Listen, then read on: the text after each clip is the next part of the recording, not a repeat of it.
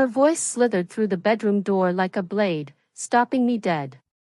Barefoot on the hardwood, I felt the cold seep into my bones, but it was nothing compared to the ice forming in my chest. The clock's red glow mocked me, 12:30 a.m. I should have been asleep, she thought I was, but the whisper of her betrayal had already pulled me from bed, sharp as a sniper's scope locking onto its mark. Baby, this idiot doesn't suspect a thing. Send your hit team in tomorrow. Make it look like a robbery gone wrong. My lungs stalled mid-breath. My pulse didn't race, it slowed, the way it used to when I sighted a target through crosshairs. I'd been trained for betrayal, foreign agents, informants, turncoats. But never her. Never my wife. I never told her about my past. Marine sniper. 16 confirmed kills. Then FBI, off-the-books ops that vanish before they're ever written. I buried that life when I married her, or so I thought.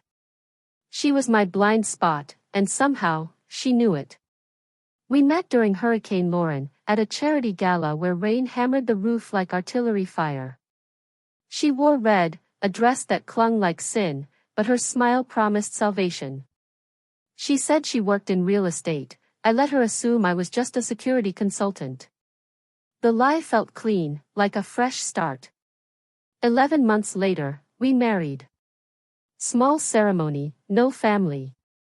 She claimed hers was estranged, mine was long gone. It fit. The first year was bliss, wine-soaked nights, whispered dreams, her laugh a force that could hush storms. But by year 2, the cracks surfaced. Late nights, work dinners, spa weekends.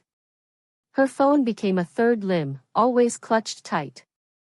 Once, I brushed it as it buzzed, and her glare sliced through me like I'd pried open her skull. She changed her scent, her passwords. I told myself it was paranoia, echoes of PTSD. You're overthinking, babe, she'd say. Relax. You're safe with me. Safe. The words soured in my mind. Then, one night, she came home with a smudge on her heel, gun oil. Not perfume, not wine. Sharp, metallic, unmistakable. A shooter's scent. I started watching her the way I'd watched targets, subtle, silent. I tracked her GPS without leaving a trace, tailed her once, 2 cars back, and saw her vanish into a warehouse on 43rd and Belmont. She didn't emerge for hours. No condos were sold there. Still, I waited for proof, and it arrived in that midnight call she didn't know I'd heard. The moment she said, "Hit team," something inside me snapped into place. The man she married dissolved, the sniper she never knew woke up. I didn't feel rage. I felt clarity. I slipped back into bed beside her, my movements mechanical, as if I were watching myself from a distance. She rolled into me, warm with treason, and I held her like it was the last time. It was. By 3 a.m., I was in my off-grid workspace, burner phone, VPNs layered 6 deep. I called in favors, not from the bureau but from darker corners, men who owed me for bodies buried and lives spared. Phase 1, identify her crew. It took 2 days, longer than I'd hoped, but realism demanded patience. Her real estate job? A front for a freelance kill squad run by her lover, Marco Vasquez. Ex-Mossad, sloppy now, greedy with age. Phase 2, set the trap. I made it easy for them. The back gate creaked open, unlatched. The safe sat ajar, glinting with dummy cash and diamonds laced with trackers. My gun lay disassembled in a drawer, a relic of the man I'd pretended to be. Vulnerable. Exposed. That's what they'd see. But I'd rewritten the house itself. Every light bulb was now an infrared eye, feeding their movements to my tablet in real time. I watched them creep through my home, their boots scuffing the floors where I'd once danced with her. My chest tightened, not with fear, but with the cold clarity of a hunter. At 2:46 the next night, they came, 5 men, 2 women, armed and cocky, slipping through the shadows like they owned them. But I owned the dark. I waited until they were deep inside, their breaths fogging the air. Then I flipped the switch, Phase 3. Flashbangs erupted like thunderclaps, gas hissed through vents, and silent alarms screamed only to me. The chaos was surgical, beautiful in its brutality. When the haze cleared, 3 lay zip-tied and unconscious, their breaths shallow against the hardwood.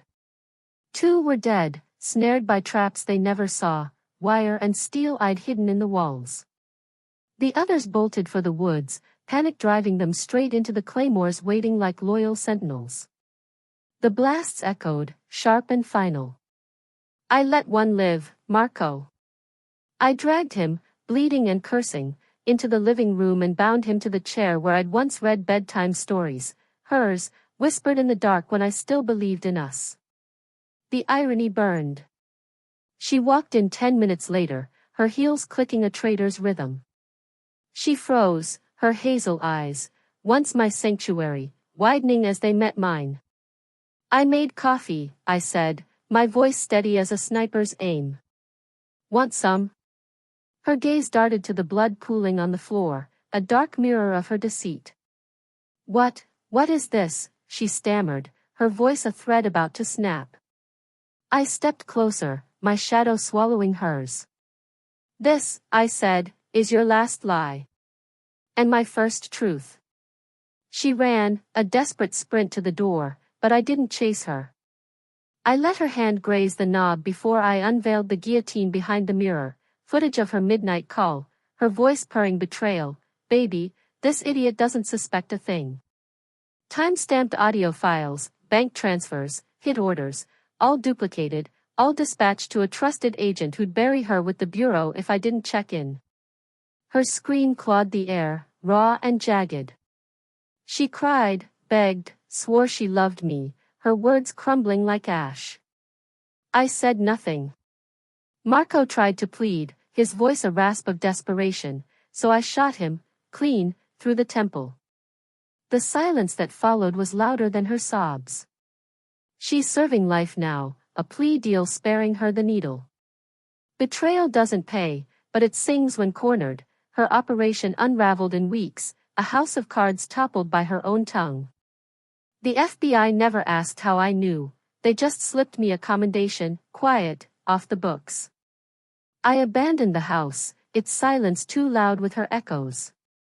Now, a cabin claims me, frigid air, endless quiet. Alone, I watch the snow bury what we were.